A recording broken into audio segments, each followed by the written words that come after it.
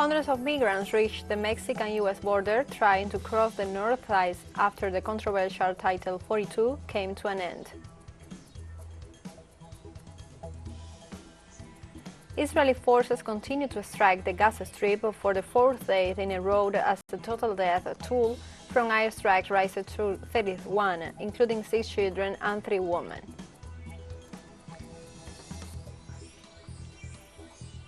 Sudan military and the Rapid Support Forces signed an agreement in Saudi Arabia which intends to lay the groundwork to resume humanitarian assistance in the war-torn country.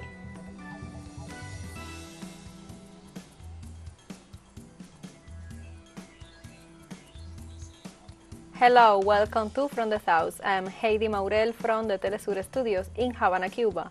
We begin with the news. On Friday, in the United States, the controversial Title 42, which allowed the U.S. officials to expel migrants without mediation, came to an end while at the Mexican-U.S. border, hundreds of migrants are trying to cross to the north side. The end of the Title 42 regulations raised fear among the migrants that change would make it difficult for them to stay in the United States. For that reason, hundreds of them cross the border at the Rio Grande or remain near the border waiting for it. U.S. Border Police reports indicate that at least 2,500 people were detained in the last 48 hours. On Wednesday, the Secretary of Homeland Security, Alejandro Mayorkas, assured that once Title 42 expires, the application of Title 8 resumes, which has historically governed immigration items in the south border.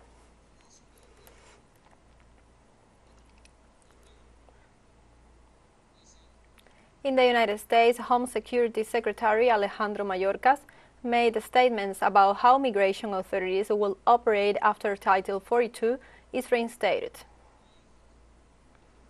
9 p.m. Eastern Time, the pandemic-era Title 42 public health order will end. Starting at midnight, people who arrive at our southern border will be subject to our immigration enforcement authorities under Title 8 of the United States Code. Here is what that means. If anyone arrives at our southern border after midnight tonight, they will be presumed ineligible for asylum and subject to steeper consequences for unlawful entry, including a minimum 5-year ban on re-entry and potential criminal prosecution. The governor of Argentine province of Tucumán, Juan Mansur, announced on Friday that he will not participate as a candidate in the local elections after the Supreme Court of Justice suspended the elections. On Tuesday, the Supreme Court of Justice organisms decided to accept 2 precautionary measures presented by opposition forces and to order the postponement of the local elections scheduled for May 14 in both Tucumán and San Juan.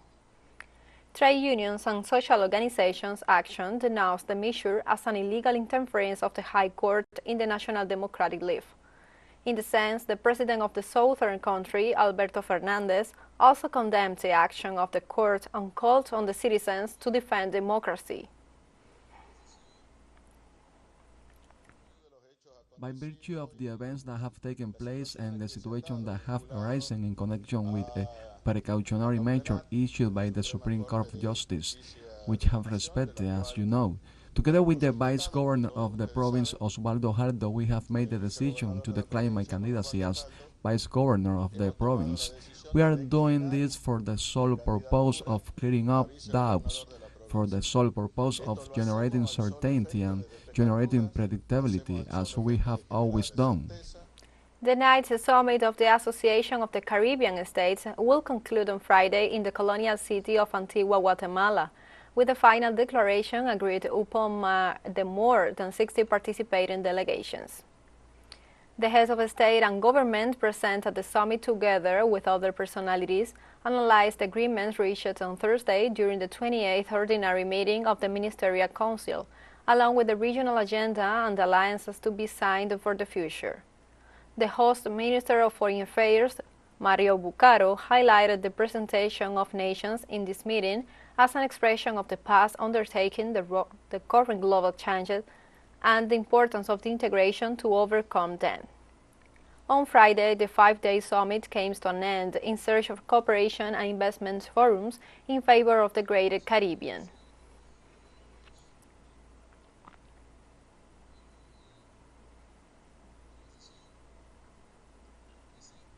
On Thursday, the head of the Foreign Affairs and Observers reaffirmed their support for the Caribbean meeting, while Saudi Prince Faisal bin Farhan Al Saud indicated that his country will strengthen relations in trade, climate change, and sustainable development in the region.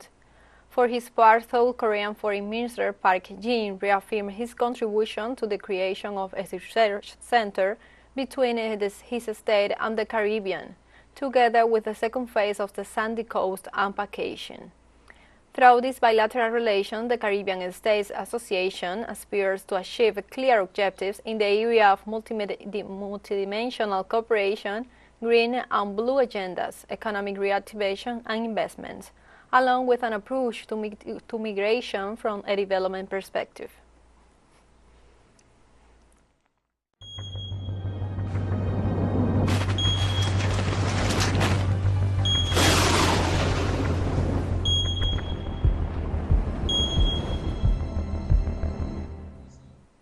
As the Fuego volcano in southern Guatemala returned to calm after its recent eruption, Guatemalans residing in the surroundings went back to their homes after spending 2 days in temporary shelters. The Fuego volcano, which means fire in Spanish, is located about 50 kilometers west of Guatemala City. As one of the country's most active volcanoes, it erupted again on May 4th, spewing lava, volcanic gases, with an ash gauge hitting over 6,000 meters. The highly active status led to the closure of nearby roads and the evacuation of residents of the surrounding village of Chiamaltenango, Zacatepec, and Escuintla. Meanwhile, authorities issued a yellow alert while monitoring the areas nearby volcano, since the colossus is always active, registering between 10 and 12 moderate explosions per hour.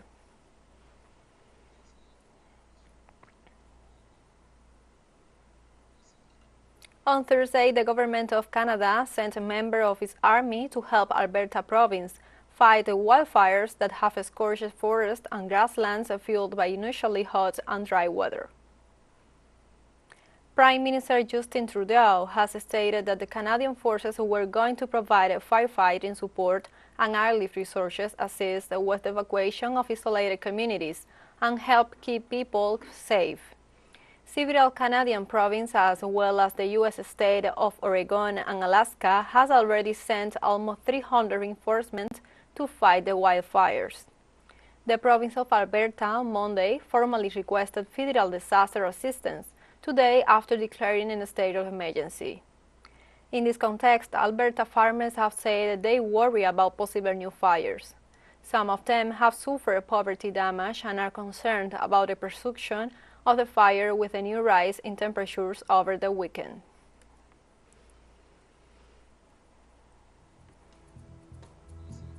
And let's take a short break, but first remember you can follow us on TikTok account at TeleSUR English, in which you will be able to see news in different formats, news updates, and more. Other stories coming up, stay with us.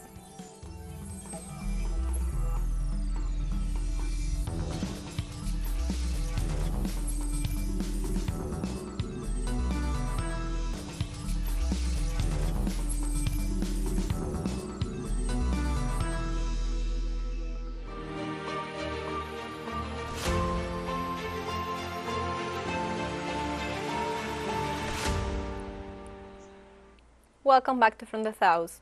Chinese Foreign Minister Qin Gang informed on Friday that the Special Representative for the Russian Affairs, Li Hui, will make a series of visits to Ukraine and other countries to hold consultations in the search for a political situation to the conflict between Kiev and Moscow. We all worry about the situation, and we all call for peace and a political solution, which China, stands for and has been calling for since day one of the outbreak of the conflict. So China will continue to play a peaceful and a constructive role in facilitating peaceful and political solution to the crisis. China will send its special envoy to Ukraine in the near future. Ukraine, Russia, Turkey, and the United Nations have yet to reach a consensus on extending a deal allowing the safe Black Sea export of Ukraine grain, after a two-day quadrilateral meeting that ended in Istanbul. According to Stefan Dujarric, a spokesman for UN Secretary General Antonio Guterres, the meeting was held with the participation of senior-level officials from Turkey, Russia, Ukraine, and the United Nations. Participants in the meeting discussed the recent proposal by the UN, a longer extension of the deal, improvement, and the Joint Coordination Center for the Stable Operation and Exports, and other issues raised by the parties. The Black Sea Grain Initiative will allow the export of Ukrainian grain and other agricultural products from Black Sea ports, was signed by Russia and Ukraine in Istanbul and brokered by Turkey and the United Nations on July 2022.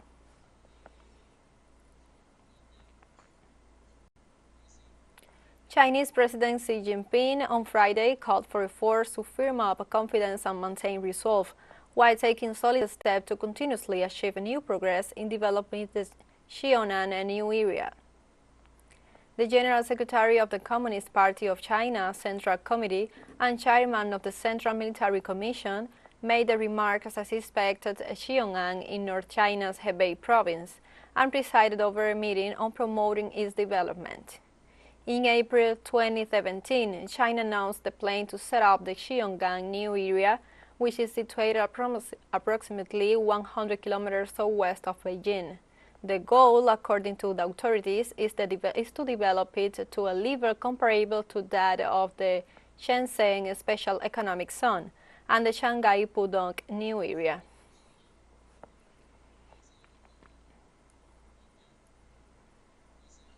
On Friday, Xian Lian, a vice chairman of Taiwan's main opposition party, met with China officials in charge of Taiwan affairs during his trip to the nation's mainland. Lian materialized a four-day trip to the city of Xianan to pay his respect to his family's ancestors. During the trip, he held a meeting on Thursday with Song Tao, head of the Taiwan's Labor Office in China. According to the official media reports at the meeting, Song Tao, on behalf of China President Xi Jinping, emphasized the importance of upholding consensus and stressed that the solution to the Taiwan's issue is a matter for the Chinese people to decide and recalled they must adhere to the 1992 consensus, opposing Taiwan independent separatist acts and interference by foreign forces.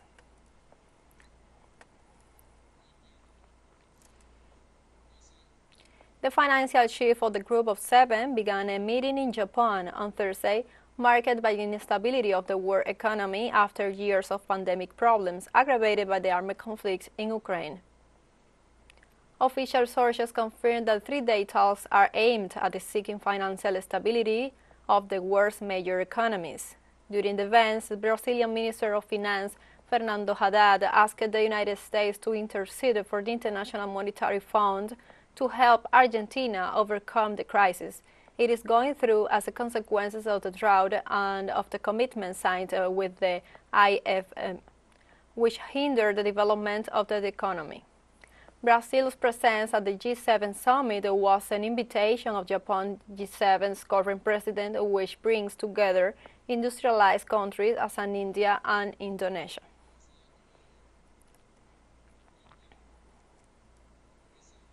Legislators of the European Parliament approved by a large majority a law regulating the use of artificial intelligence (AI), such as GPT chat. The vote counted 84 affirmative votes, 6 negative votes, and 12 abstentions.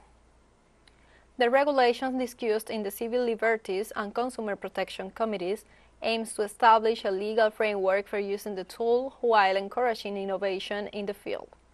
For now, the text imposed on AI creators to report in detail the protected data and copyright uses to train the technology.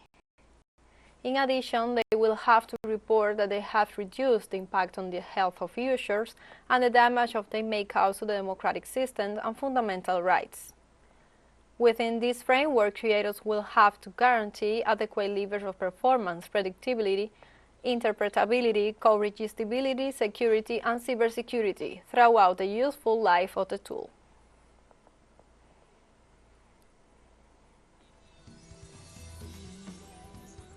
TeleSUR English continues to grow. You can now turn it in from 33 different African countries through StarSat. Dial 461 and enjoy our Latin American alternative broadcast. One final short break and we'll be right back. Stay with us.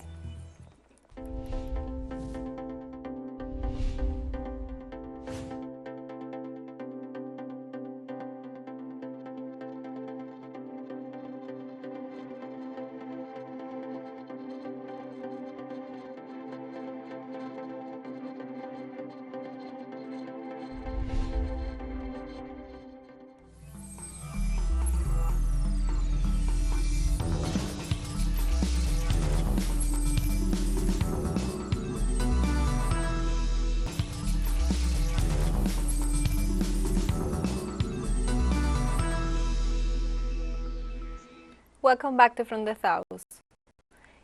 Israeli forces continue to strike the Gaza Strip for the fourth day in a row on Friday, bringing the total death toll from airstrike to 31, including 6 children and 3 women.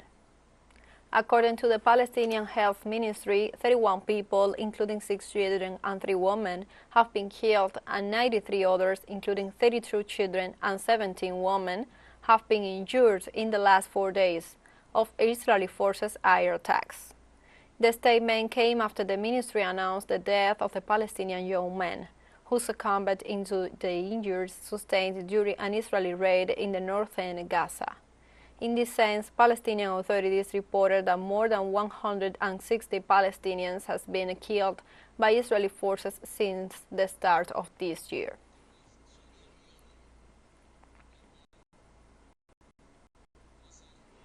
And as Israeli airstrikes continue to Gaza, in Beit Hanun, Palestinian Sabah Abu Qater shows her desperation after her house was destroyed by one of these strikes. We were minding our own business, and my daughters were with me. All of a sudden, I looked from the window and saw boys running and shouting that our house has been bombarded.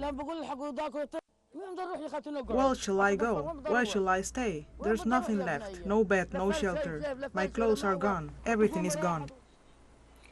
In Egypt, Foreign Minister Sameh Shoukry continues to try to calm the situation in Gaza. So far, the mediation has failed to produce the desired results.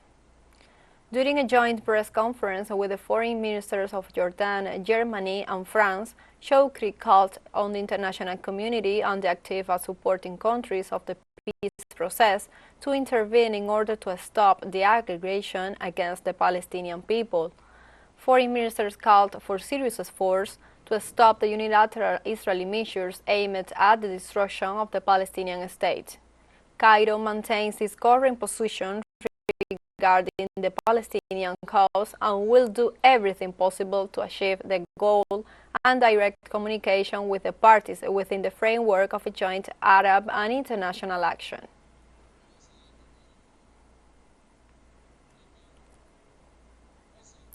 Sudan military and the Rapid Support Forces signed an agreement intended to lay the groundwork for humanitarian assistance to resume in the country. In this sense, officials from both parties say the agreement signed on Jeddah, Saudi Arabia, is not a ceasefire, but rather a declaration of commitment to protect the civilians of Sudan. They added the purpose of the declaration is to guide the conduct of the two forces so the population can get in humanitarian assistance, help begin the restoration of essential services like electricity and water, to arrange for withdrawal of security forces from hospitals and clinics, and to perform the respectful burial of the dead. Meanwhile, experts agreed that the next step will be to negotiate a ceasefire, which could allow those actions to take place.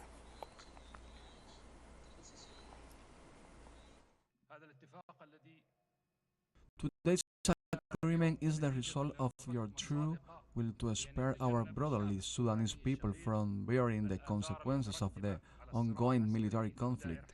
This agreement will allow securing basic and essential humanitarian aid to the affected people.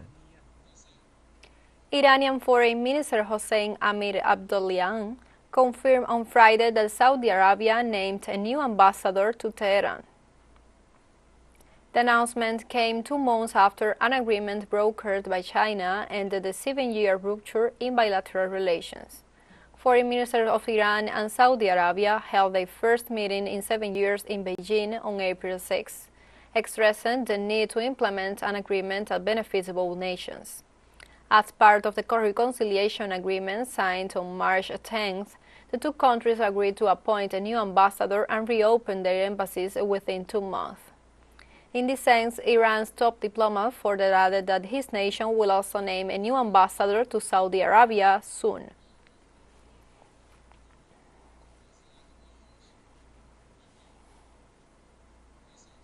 The president of the Sahrawi Arab Democratic Republic, Brahim Ghali, arrived on Thursday in Uganda for a 2-day state visit. In Uganda's capital, the Secretary General of the Polisario Front, Mr. Brahim Ghali, held private bilateral talks with his Ugandan counterpart, Mr. Yoweri Museveni, at the presidential complex. After the meeting, Museveni posted in his Twitter account they discussed issues of mutual interest and they look forward to strengthening their relations. President Brahim Ghali's delegations includes the Minister of Foreign Affairs, Mr. Mohamed Sidati, Nana Labat Rashid, and the Vice President to the Presidency of the Republic in charge of the media and the Arab world.